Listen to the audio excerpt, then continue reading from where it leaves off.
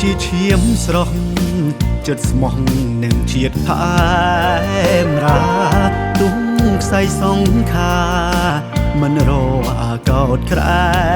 ងឡើយមិនខ្លាចលឹងបង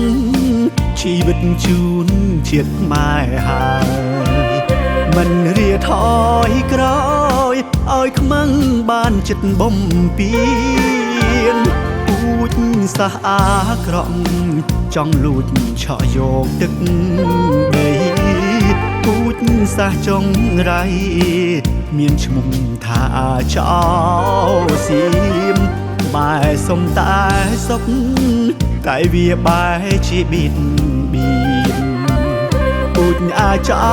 សៀមទុនត្រៀនមកលើដីខ្មែរតាមួនតូចធំនឹងតាក្របីព្រះវិហារមុំបីវាចង់បំភ្លៃកាយប្រែថារបស់វាសន្តានចោមិនចេញកែចង់បានដី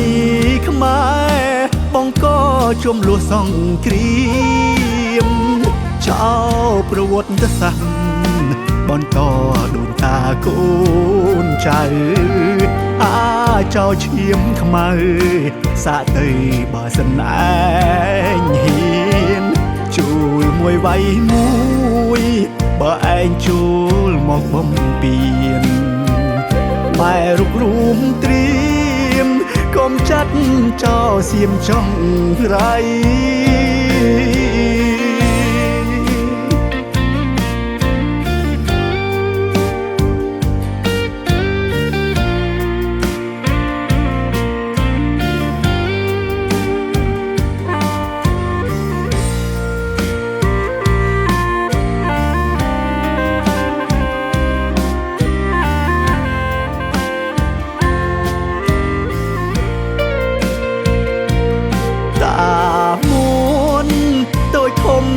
តា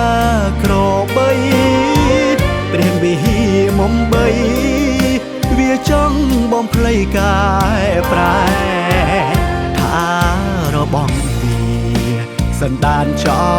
មិនចេញកែចង់បានដីខ្មែរបងក៏ជំលោះសង្គ្រាមចោប្រវត្តិសាស្ត្របន្តដូនតាកូនចៅអាចោឈាមខ្មៅសាក់ទៅបើសិនឯងហ៊ានជួលមួយវ័យមួយបើឯងជួលមកបំពេញម៉ែរុករួមត្រៀមកុំចាត់ចោលសៀមចង់រៃ